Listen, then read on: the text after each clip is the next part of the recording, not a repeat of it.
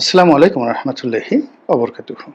সম্মানিত দর্শক, আজকের যে বিষয়বস্তু নির্ধারণ করেছি আলোচনার জন্য, এটি আমার অন্যান্য ভিডিও থেকে একেবারে 180 ডিগ্রি অ্যাঙ্গেলে ভিন্নতর। এর কারণ হলো যে আমি প্রথম থেকে যে সন্দেহটা করছিলাম, সেই সন্দেহটা হলো যে ডক্টর মোহাম্মদ ইউনূস এবং তার যারা সঙ্গী সাথী রয়েছেন, সাহায্যকারী রয়েছেন, বন্ধু এবং যারা শুভানুধ্যায়ী রয়েছেন, তারা ক্ষমতার মসনদে বসে এই মসনদটিকে বড় বেশি ভালোবেসে ফেলেছেন। দ্বিতীয়ত, এই মসনদটিকে দীর্ঘস্থায়ী করার জন্যে, এই আরামকে দ্বারায় আরো দীর্ঘদিন বসে থাকার জন্যে যে সলা পরামর্শ দরকার, বুদ্ধি দরকার, কৌশল দরকার, সবকিছু তারা অবলম্বন করছেন। এবং এই ক্ষমতাকে দীর্ঘায়িত করার জন্য দেশি বিদেশি যে সকল বুদ্ধি দরকার, পরামর্শ দরকার, সাহায্য দরকার, সহযোগিতা দরকার, নানা রকম ফন্দি দরকার, ফিকির দরকার, সবকিছু সরকারের পক্ষ থেকে করা হচ্ছে। এইভাবে সেই গত 11 মাস ধরে আমরা অনেকেই যে সন্দেহ প্রকাশ করেছিলাম, সেই সন্দেহটি এখন কোন অবস্থাতে আছে এটা আপনারা যারা দর্শক তারা ভালো জানেন। এখন বোঝার চেষ্টা করুন, আমরা বলেছিলাম যে তারা তাদের শক্তি সামর্থ্য সর্বোচ্চ ব্যবহার করে চেষ্টা করবেন যেন এখানে ক্ষমতায় থাকা যায়, এবং কোনো অবস্থাতে একটা নির্বাচন খুব তড়িঘড়ি করে ডিসেম্বরে হোক, জানুয়ারি মাসে হোক, ফেব্রুয়ারি কিংবা 2026 সনের এপ্রিলে হোক অথবা জুনে হোক, এইরকম যে কথাবার্তা তারা বলছেন, প্রায় সব কথার সঙ্গে শর্ত রয়েছে। এটা হলে তো ওটা হবে, ওটা হলে তো ওটা হবে না।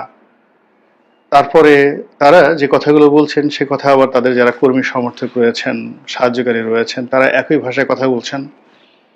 আবার তাদের কর্মী সমর্থকরা রাজনীতির ময়দানে যে সকল কথাবার্তা বলছেন সেগুলো আবার এসে রাজপ্রাসাদ থেকে তারা সেগুলো সিল সাপ্পোর্ট দিয়ে দিচ্ছেন, এবং এভাবেই 2025 সনের জুলাই মাস শেষ হতে চলল।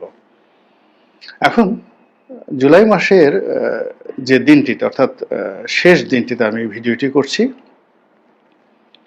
এখন পর্যন্ত সেই যে জুলাই চার্টার, সেই জুলাই চার্টার নিয়ে নানা রকম মিশ্র প্রতিক্রিয়া দেখা দিয়েছে। এটার একটা খসড়া তৈরি করা হয়েছে। কিছু কিছু রাজনৈতিক দল বলছে যে এই খসড়ায় তারা স্বাক্ষর করবে না, বা এটার মধ্যে আসলে জুলাইয়ের যে স্পিরিট সেটা ফুটে ওঠেনি। এটা একটা গতানুগতিক, যেটা 1990 সনের এরশাদ পতনের পরে যে একটা 3 জোটের রূপরেখা হয়েছিল, ওইরকম একটা ভাষা চুক্তি, যে চুক্তির কোনো আইনগত ভিত্তি নেই এবং যে চুক্তির কোনো ইনডেমিনিটি নেই। জুলাই আগস্টের যে বিপ্লবী যারা আছেন, তারা আগামীতে যে সকল বিচারের মুখোমুখি হওয়ার আশঙ্কা করছেন, রাষ্ট্রীয় সন্ত্রাসের আশঙ্কা করছেন, কিংবা আগামীতে যারা ক্ষমতায় আসবে তারা ইচ্ছে করলে এই জুলাই বিপ্লবীদেরকে যদি ফাঁসাতে চান, তো সেক্ষেত্রে যে সকল আইনি ফাঁকফোকর রয়েছে সেই ফাঁকফোকর বন্ধ করার জন্য তারা প্রথম থেকে জুলাই চার্টারের কথা বলছিল, এবং সেই জুলাই চার্টার হবে এরকম একটা চার্টার যা কিনা পুরো সরকার ব্যবস্থাকে পরিবর্তন করে ফেলবে। তারপরে এর মাধ্যমে ডক্টর মোহাম্মদ ইউনূসের কর্তৃত্ব এবং ক্ষমতা এককভাবে প্রতিষ্ঠিত হবে। সরকারের যে ধরন এবং প্রকৃতি এটা পাল্টে যাবে। এটি একটা বিপ্লবী সরকার হিসেবে আত্মপ্রকাশ করবে, এবং সরকারের যে কোনো সিদ্ধান্তই তখন আইনে পরিণত হবে। তো এরকম যে ডিমান্ড বিপ্লবীদের পক্ষ থেকে, সেটি এই যে জুলাই খসড়া করা হয়েছে, যেটাকে জুলাই চার্টার বলা হচ্ছে, সেটার যে খসড়া, সেই খসড়ার মধ্যে এই কথাগুলো না থাকার কারণে বিপ্লবীরা এটা মানতে চাচ্ছেন না। অন্যদিকে রাজনৈতিক যারা নেতৃবৃন্দ রয়েছেন তারাও কিন্তু এটা যে খুব বেশি আগ্রহ সহকারে পড়ছেন, দেখছেন, স্বাক্ষর করছেন। এটা যে আসলে কোনো রকম রাজনৈতিক মূল্য, সাংবিধানিক মূল্য বা প্রয়োজনীয়তা রয়েছে, এটা রাজনৈতিক নেতৃবৃন্দের মধ্যে ওইরকম তেমন কিছু দেখিনি। আমি নিজে ব্যক্তিগতভাবে যা কিছু শুনেছি, যতটুকু দেখেছি, এটা আসলে একটা অপ্রয়োজনীয়, যা করা হয়েছে এতে কোনো পক্ষেরই এখানে কোনো পারপাস সার্ভ হবে না। এটা wastage of time, money and energy. এটা হলেও কিছু আসে যায় না, না হলেও কিছু আসে যায় না, এরকম একটা চার্টার তৈরি করা হয়েছে।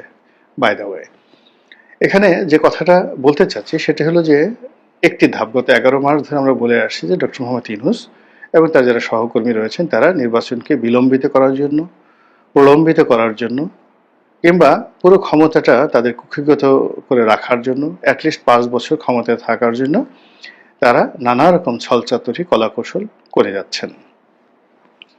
কিন্তু গত 15 দিনের যে খবর, সেই 15 দিনের খবর হলো যে ডক্টর মোহাম্মদ ইউনূস এবং তার যারা সহকারী রয়েছেন সরকারে, তারা তাদের যে ক্ষমতা, সেই ক্ষমতার ব্যাপ্তিতে ভারসাম্য হারিয়ে ফেলেছেন। যারা মন্ত্রণালয় চালাচ্ছেন, যারা দপ্তর চালাচ্ছেন, কিংবা যে বিষয়গুলো তারা দেখছেন, সেই বিষয়গুলোর উপর তাদের যে পূর্ণ নিয়ন্ত্রণ রয়েছে, এই জিনিসটি এই 2025 সনের জুলাই মাসে এসে আমরা দেখলাম যে একেবারেই নেই। এর আগে আমাদের মনে হতো তারাই চালাচ্ছেন, কিন্তু তারা আরো দীর্ঘমেয়াদে চালাতে চান। আর এখন আমরা যেটা দেখতে পাচ্ছি সেটা হলো যে তারা চালাতে পারছেন না এবং তাদের কথা কেউ শুনছেন না, আর তারা কাউকে তাদের কথা শোনাতে বাধ্য করতে পারছেন না।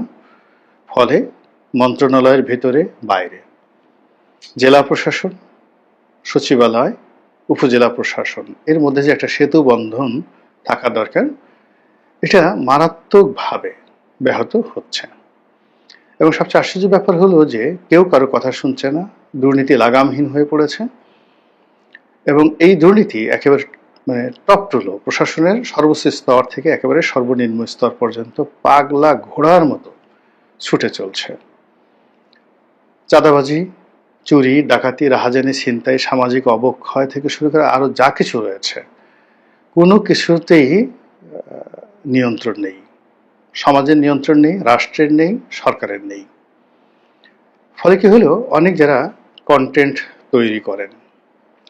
তৈরি করেন আমাদের মতো, যাদের সমাজে বেশ পরিচিতি রয়েছে এবং দীর্ঘদিন ধরে, গত 30-40 বছর ধরে, কেউ হয়তো নামকরা সাংবাদিক, কেউ হয়তো নামকরা অর্থনীতিবিদ, তারা এই গত 15 দিন ধরে বলা শুরু করেছেন যে ডক্টর মোহাম্মদ ইউনূসের পক্ষে নির্বাচন দেওয়া সম্ভব নয়। মানে তার পক্ষে একটা নির্বাচন অনুষ্ঠান বা নির্বাচন পরিচালনা করা একেবারে অসম্ভব একটা বিষয়। কথাটা গত 2 সপ্তাহ ধরে দেশের প্রথিতযশা যারা সাংবাদিক, যারা বুদ্ধিজীবী, যারা সেই গত 3 দশক ধরে এদেশের রাজনীতির মাস্টার মাইন্ড, মানে তারা যেদিকে হেলেছেন রাজনীতি ওদিকে হেলেছে, তারা যার পতন চেয়েছেন তার পতন দীর্ঘমেয়াদে হয়েছে, তারা যার উন্নয়ন চেয়েছেন, যাকে হিরো বানাতে চেয়েছেন, তারাই হিরো হয়েছেন।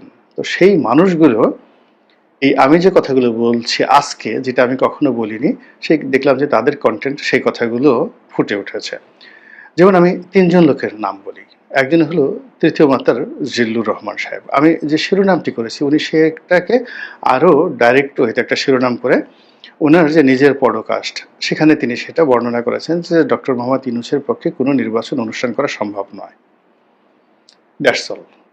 জিল্লুর রহমান, তৃতীয় মাত্রা, চ্যানেল আই, এই অনুষ্ঠানটি এবং তার যে সোশ্যাল ইনফ্লুয়েন্স, তার সঙ্গে সঙ্গে পলিটিক্যাল ইনফ্লুয়েন্স এবং ন্যাশনাল অ্যান্ড ইন্টারন্যাশনাল কানেক্টিভিটির সঙ্গে তিনি যে কথা বলছেন, সে কথা নর্মাল একজন ইউটিউবারের কথা মনে করার মতো গণ্ড মূর্খ এদেশে খুব কম রয়েছে, তার কথার ওজন আছে।